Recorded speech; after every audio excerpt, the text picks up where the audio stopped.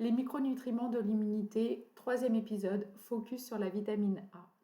Dans cette vidéo, je vous explique les rôles de la vitamine A, où trouver la vitamine A dans l'alimentation, quel est le bon dosage à avoir pour rester en bonne santé, et puis un bilan préventif que vous pourrez réaliser si vous le souhaitez. Alors la vitamine A, son rôle, cette vitamine est bien connue pour la vision, mais elle a un rôle aussi extrêmement important dans l'immunité.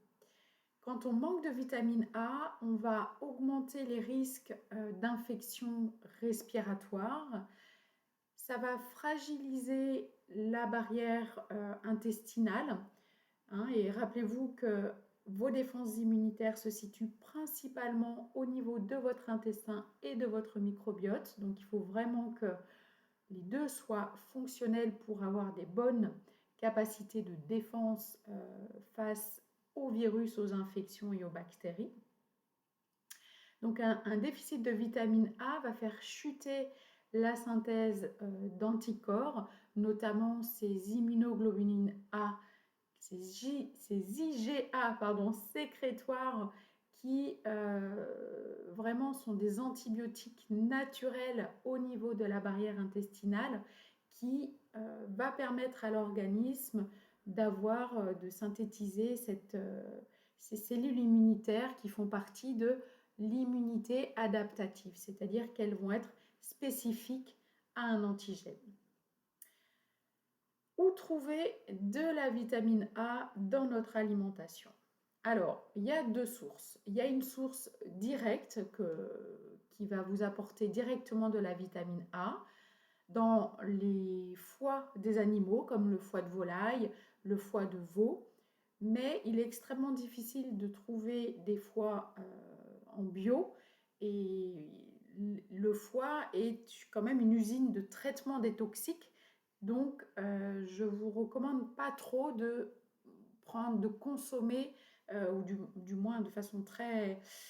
de consommer des foies d'animaux non bio parce qu'ils sont chargés en général de trop de toxiques.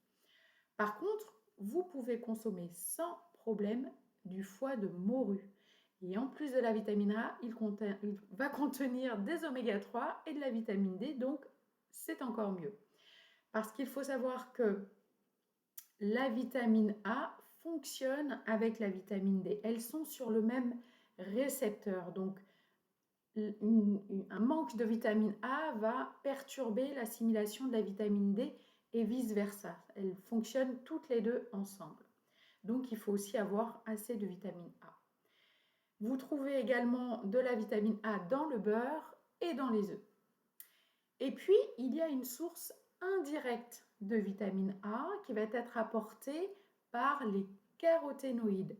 Ces caroténoïdes, ce sont les pigments de couleur qui vont être, que vous allez retrouver dans les fruits et les légumes, notamment les caroténoïdes qui va donner la couleur orange aux carottes, aux courges, le butternut, le melon, etc., etc. Donc ça, ce sont des caroténoïdes avec le pigment orange. Et puis, on a aussi une couleur verte que vous allez retrouver dans les légumes à feuilles vertes, comme les épinards, beaucoup de caroténoïdes dedans, le choucal, etc., le poivron vert, voilà, contient beaucoup de caroténoïdes. Mais pour avoir de la vitamine A, il faut que ces caroténoïdes se transforment au niveau de l'intestin, grâce à une enzyme, en vitamine A. Et pour pouvoir assimiler correctement ces caroténoïdes et pouvoir les transformer correctement en vitamine A, il faut absolument bien mâcher vos fruits et vos légumes pour pouvoir bien réduire la cellulose, bien pouvoir éclater en fait ces bêta-carotènes. Et puis, il vous faut également assez de fer et d'hormones thyroïdiennes parce que pour convertir ces caroténoïdes en vitamine A, eh bien, cette enzyme a besoin de ces deux éléments. Donc, autre point pour pouvoir bien assimiler ces caroténoïdes et donc cette vitamine A, il vous faut digérer correctement le gras. Pardon.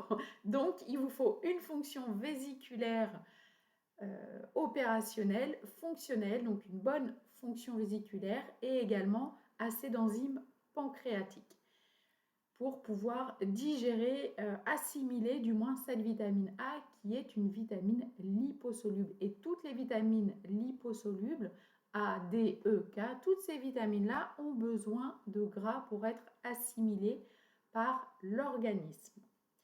Donc, comment vous savez si vous avez des difficultés à digérer le gras? Eh bien, vous pouvez être barbouillé après un repas gras, vous pouvez avoir des selles salissantes, c'est-à-dire beaucoup de papier. Lorsque vous allez aux toilettes, il vous faut beaucoup de papier et puis vous avez des selles qui flottent surtout à la surface de l'eau. Donc ça, ce sont des signes un peu cliniques que vous avez du mal à digérer le gras, donc vous aurez du mal à assimiler les vitamines liposolubles. Ensuite, le dosage. Est-ce qu'on peut se supplémenter en vitamine A ou en bêta-carotène? Alors, je dirais oui pour les personnes qui mangent très peu de fruits et légumes ou qui ne consomment pas de foie de morue. Le foie de morue, je vous recommande d'ailleurs d'en consommer une boîte tous les 15 jours et vous aurez assez de vitamine A. Pour les personnes qui consomment régulièrement des fruits et légumes de couleur, eh bien, je dirais qu'il vaut mieux doser la vitamine A plutôt que de se supplémenter à l'aveugle parce que ça peut être extrêmement délétère d'avoir un excès de vitamine A. D'ailleurs, il y a des études qui montrent que ça augmente le risque des cancers du poumon quand on est en excès de vitamine A. Donc, il faut de bêta-carotène plus exactement. Donc, il faut faire attention à la supplémentation à l'aveugle. Et si vous souhaitez faire un bilan, alors le dosage de la vitamine A n'est pas remboursé par la sécurité sociale. Je ne pense pas de mémoire, je ne voudrais pas dire de bêtises, mais à vérifier. Et il vous faudra un dosage sanguin selon le docteur Résimon qui fait de la médecine fonctionnelle. Il vous faut un dosage minimum entre 70 et 100 UG par décilitre, voilà, pour être en bonne santé. Vous pouvez sinon faire un bilan des caroténoïdes avec des laboratoires en médecine fonctionnelle, en biologie fonctionnelle, où là, on va vous doser l'ensemble des caroténoïdes, c'est-à-dire le bêta-carotène, l'alpha-carotène, le lycopène, la lutéine, le zéaxanthine, qui est en fait le pigment dans les crevettes roses, et puis le bêta-cryptoxanthine, si je ne dis pas de bêtises.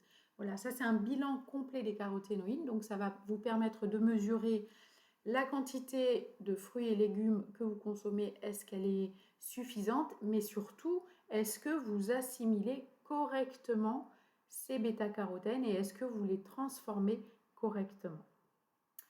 Voilà pour cette troisième vidéo concernant les micronutriments de l'immunité.